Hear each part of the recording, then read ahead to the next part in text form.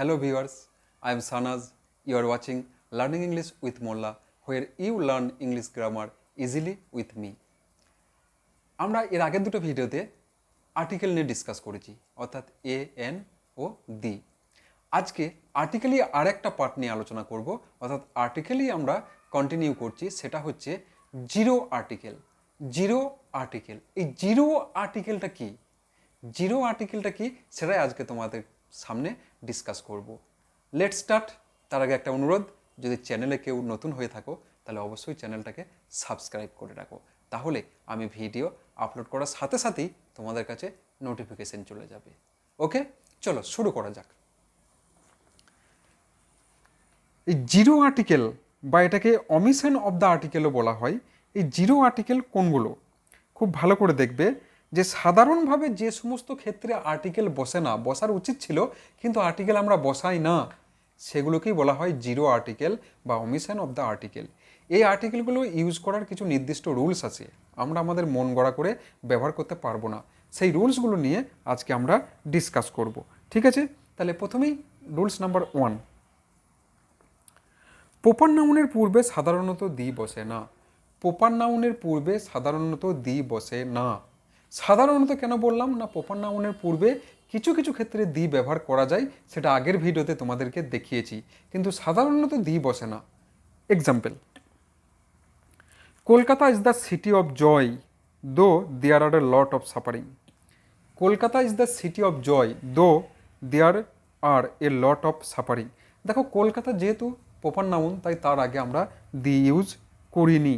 আবার দেখো, Delhi is the capital of India.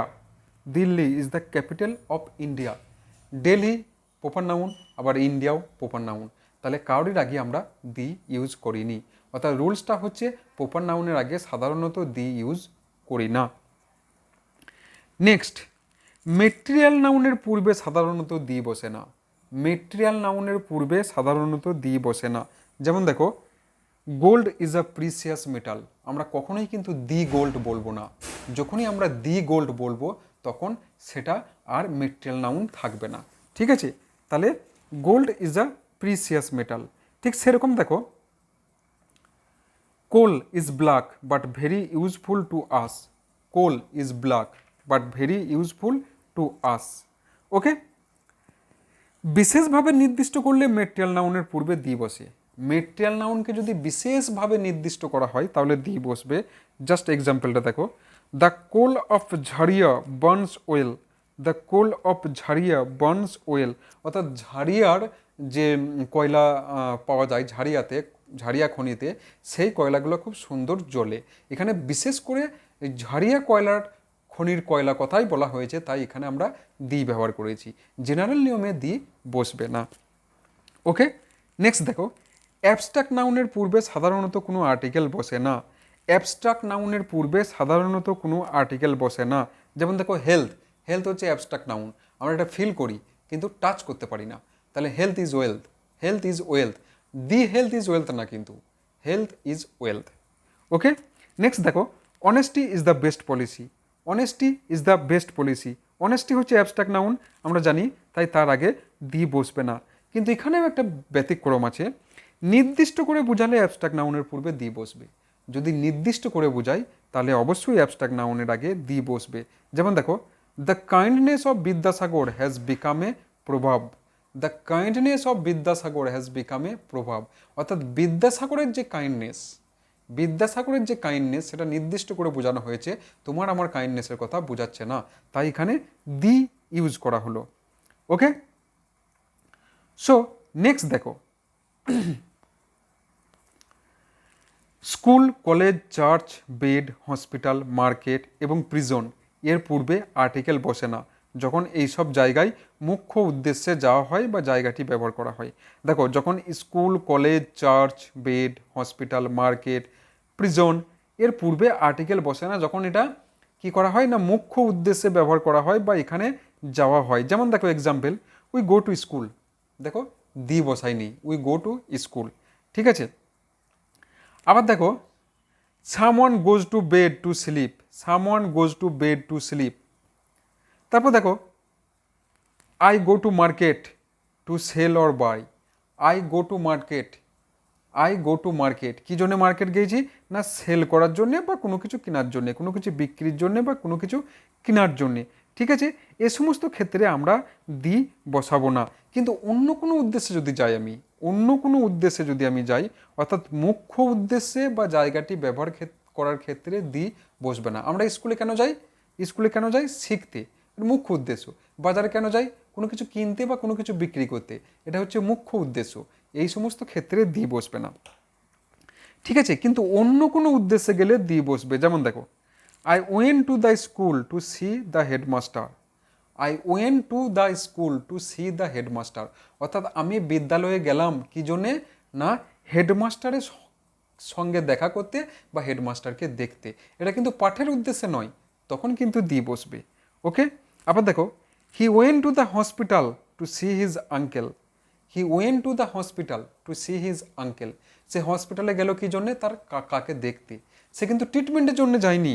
যদি ট্রিটমেন্টের জন্য যেত, যদি ট্রিটমেন্টের জন্য যেত, তাহলে দি হতো না। সে অন্য আর একজনকে দেখতে গিয়েছে, তাই দি হয়েছে। ওকে, এই ব্যতিক্রমগুলো তোমরা খুব সুন্দর করে মনে রাখবে, তাহলে তোমাদের পরীক্ষার ক্ষেত্রে আর্টিকেল এবং প্রিপোজিশন কখনোই ভুল হবে না। ওকে, নেক্সট দেখো, মানবজাতি অর্থে ম্যান বা ওমেনের পূর্বে এবং নিজের বাবা মা কাকা কাকিমা শিশু ইত্যাদি অর্থে father mother uncle aunt baby ইত্যাদির পূর্বে আর্টিকেল বসে না। দেখো, মানব জাতির অর্থে ম্যান বা ওমেন যখন ব্যবহার করি, বা নিজের বাবা মা কাকা কাকিমা এই সমস্ত যখন ব্যবহার করি, তখন কিন্তু কোনো সময় দি বসে না। Just see the example, man is mortal, man is mortal. আমরা কিন্তু এখানে মানব জাতির ক্ষেত্রে ব্যবহার করলাম, তাই ম্যানের আগে দি হলো না, শুধু ম্যান হয়েছে, ম্যান ইজ মর্টেল। ওকে, তারপর দেখো, খুব ভালো করে লক্ষ্য করো, father is hungry, father is hungry, father is hungry. এখানে আমার বাবা কথা বলা হচ্ছে, তা আমার বাবা, তাই দি ফাদারা বলার দরকার নাই, ফাদার। ঠিক আছে, আবার দেখো, baby is crying, baby is crying. এখানে শিশু কাঁদছে, দি ইউজ করার কোনো প্রয়োজন নেই। নেক্সট দেখো, uncle is coming, uncle is coming. Whose uncle? My uncle. যেহেতু আমার আঙ্কেল, তাই এখানে আলাদা করে আমাকে দি আঙ্কেল বসাতে হলো না, কারণ দি আঙ্কেল বসালে সেটা অন্য কাউরির আঙ্কেলের কথা বোঝাবে। ওকে, সো এগুলো খুব ভালো করে তোমাদেরকে মনে রাখতে হবে। ওকে, নেক্সট দেখো, বক্তার নিজের বা যাকে বলা হচ্ছে তার নিজের বাড়ি হলে তার পূর্বে কোনো আর্টিকেল বসে না।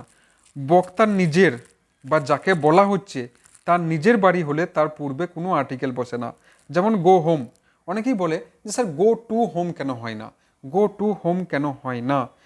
এই গো টু হোম কেন হয় না, এটা আমি যখন প্রিপোজিশন পড়েছি তখন খুব ভালো করে বুঝেছি। তোমরা প্রিপোজিশন যে ভিডিওগুলো আছে প্রিপোজিশন সিরিজে, সেইগুলো তোমরা যদি সার্চ করে দেখে নাও, তাহলে খুব ভালো ক্লিয়ার হয়ে যাবে। এখানে আমি দির কথা বলছি, আর্টিকেলের কথা বলছি, ওখানে কিন্তু প্রিপোজিশনের কথা বলেছিলাম। দেখো, বক্তার নিজের বা যাকে বলা হচ্ছে তার নিজের বাড়ি হলে তার পূর্বে কোনো আর্টিকেল বসবে না।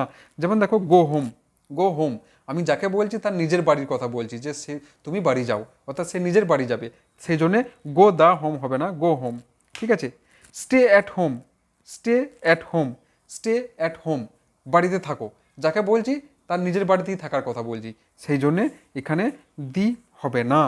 ঠিক আছে, নেক্সট দেখো, নেক্সট কি হচ্ছে, নেক্সট হচ্ছে খেলার নামের পূর্বে বা খাবার সংক্রান্ত নামের পূর্বে আর্টিকেল বসে না। খেলার নামের পূর্বে বা খাবার সংক্রান্ত নামের পূর্বে আর্টিকেল বসে না। যেমন we like to play football, cricket, hockey, we like to play badminton, এর ক্ষেত্রে এই খেলার আগে কোনো সময় দি বসবে না, খেলার আগে কোনো সময় দি বসবে না। We have dinner at usual time, we have dinner at usual time, we have breakfast at usual time.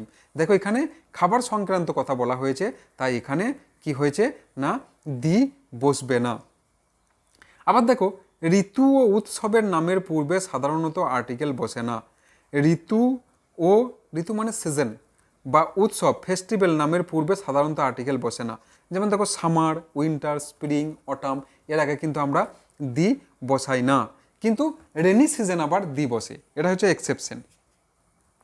ঠিক আছে, তো দেখো এখানে একটা কথা বলে রেখে দিই, summer is the best time, example, summer is the best time for picnic, summer is the best time for picnic, ঠিক আছে। কিন্তু যখন নির্দিষ্ট সামার বোঝাবো তখন দি বসবে, যখন নির্দিষ্ট সামার বোঝাবো তখন দি বসবে। যেমন এক্সাম্পল দেখো, the first time I went two Darjeeling was the summer, the first time I went two Darjeeling was the summer, অর্থাৎ আমি যখন প্রথম দার্জিলিং গিয়েছিলাম তখন কী ছিল না, সামার ছিল, ঠিক আছে, অর্থাৎ গ্রীষ্মকাল ছিল। অর্থাৎ নির্দিষ্ট সামার, একটা নির্দিষ্ট সামারের কথা বলা হচ্ছে, তো আমি যখন দার্জিলিং গিয়েছিলাম সেই সামারের কথা বলা হচ্ছে, তখন কিন্তু আমরা দি ব্যবহার করব। ওকে, চলো নেক্সট দেখো, কিং বা কুইনের সঙ্গে তাদের নাম থাকলে কিংবা কোনো টাইটেল থাকলে কোনো নাউনের অ্যাপোজিশন হয়ে বসলে তার পূর্বে আর্টিকেল বসে না। কিং বা কুইনের সঙ্গে তাদের নাম থাকলে বা টাইটেল থাকলে বা নাউনের অ্যাপোজিশন হিসাবে বসলে আর্টিকেল বসে না। যেমন দেখো, কিং জর্জ, কিং জর্জ, এখানে কিং দ্য জর্জ নয়, কিং জর্জ। আবার দেখো কুইন ভিক্টোরিয়া, কুইন ভিক্টোরিয়া, দি কুইন ভিক্টোরিয়া না, কুইন ভিক্টোরিয়া, ঠিক আছে। আবার দেখো mister Sen, comma, principal of our college is a well known figure, mister Sen principal of our college is a well known figure. এখানে দেখো mister Sen কে না, মিস্টার সেন হচ্ছে principal, হ্যাঁ, একই ব্যক্তি, অর্থাৎ অ্যাপোজিশন, নাউন ইন অ্যাপোজিশন, সেই জন্য এখানে দি ব্যবহার করা হয়নি। Okay, next, next and last, transitive ভার্বের কমপ্লিমেন্টের পূর্বে আর্টিকেল বসে না, ট্রান্সিটিভ ভার্বের কমপ্লিমেন্টের পূর্বে আর্টিকেল বসে না। যেমন দেখো, they made him president, they made him president, এখানে এই মেড এটা হচ্ছে ট্রান্সিটিভ ভার্ব, ঠিক আছে। এই ট্রান্সিটিভ ভার্বের কমপ্লিমেন্ট হচ্ছে প্রেসিডেন্ট, তাই প্রেসিডেন্টের আগে দি বসলো না, কারণ রুলসটা হচ্ছে ট্রান্সিটিভ ভার্বের কমপ্লিমেন্টের পূর্বে আর্টিকেল বসে না। তাহলে এই মেড, এই ট্রান্সিটিভ ভার্বের কমপ্লিমেন্ট হচ্ছে প্রেসিডেন্ট, কিন্তু তার আগে দি বসবে না, ঠিক আছে। তারপর দেখো, he was elected chairman of the board, he was elected chairman of the board, the chairman নয় কিন্তু, কেন, কারণ চেয়ারম্যান হচ্ছে এখানে কি না কমপ্লিমেন্ট, তাই ট্রান্সিটিভ ভার্বের কমপ্লিমেন্টের আগে আর্টিকেল বসবে না। ওকে গাইজ, আই হোপ এই দি তোমরা যখন কম্পিটিটিভ এক্সামে ইউজ করবে তখন এই নিয়মগুলো খুব ভালোভাবে মনে রাখবে, তাহলে তোমাদের ভুল হওয়ার কোনো চান্স থাকবে না। যদি ভিডিওটা ভালো লাগে অবশ্যই একটা লাইক করবে, আর দেখা হবে নেক্সট ভিডিও। ততদিন পর্যন্ত সবাই ভালো থেকো, সুস্থ থেকো, থ্যাংক ইউ।